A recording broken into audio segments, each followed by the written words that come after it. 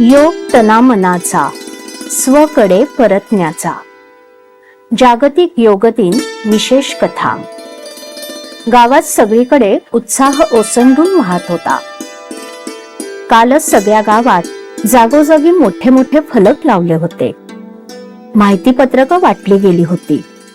घरोघरी जाऊन आमंत्रणही दिली होती.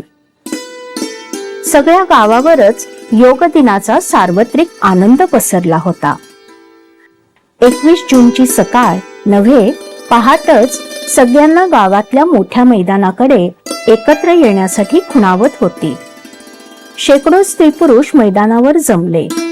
लोकांनी सेल्फी काढत, टाळ्यांचा जल्लोष करत, घोषणा देत जागतिक योग दिनाची सुरुवात केली. त्यानंतर मात्र अत्यंत शिस्तबद्ध रीतीने एक एक आसनं करवून घेतली जात होती.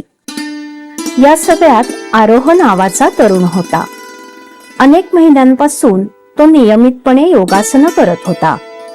त्याची लवचिकता, हालचालीतील सहजता पाहून आजूबाजूचे लोक त्याचं कौतुक करत होते, तर काही त्याला फॉलो करण्याचा प्रयत्नही करत होते.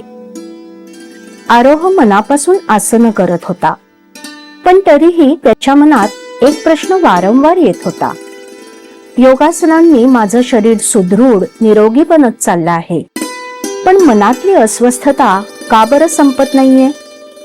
हा प्रश्न त्याने त्या वृद्ध योगाचार्यांना विचारायचं ठरवला, ज्यांनी हा संपूर्ण कार्यक्रम आयोजित केला होता. कार्यक्रम संपल्यावर सगळे निघून गेले.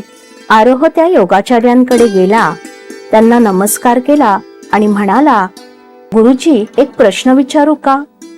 विचार.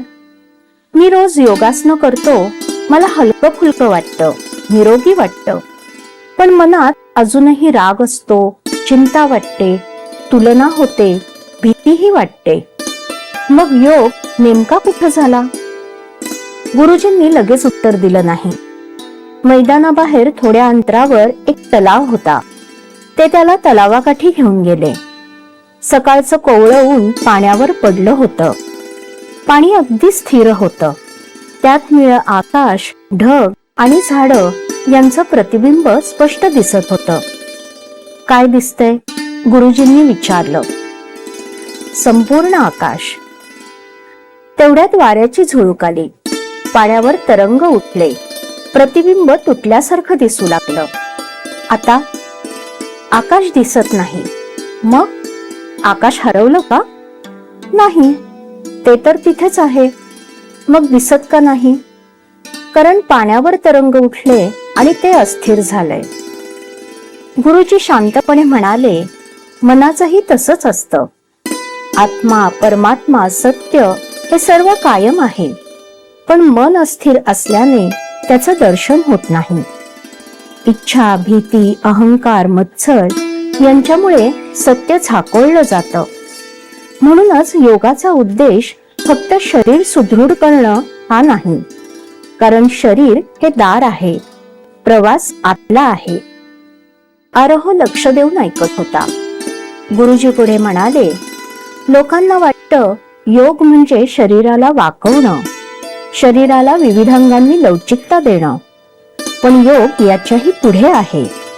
तू शरीराने किती वाकलास यापेक्षा मनाने किती नम्र झालास हे अधिक महत्वाचं आहे.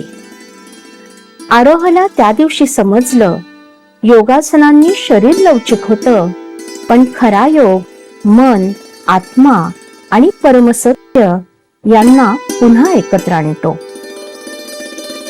योग दिनाच्या सर्वांना मनःपूर्वक हार्दिक शुभेच्छा.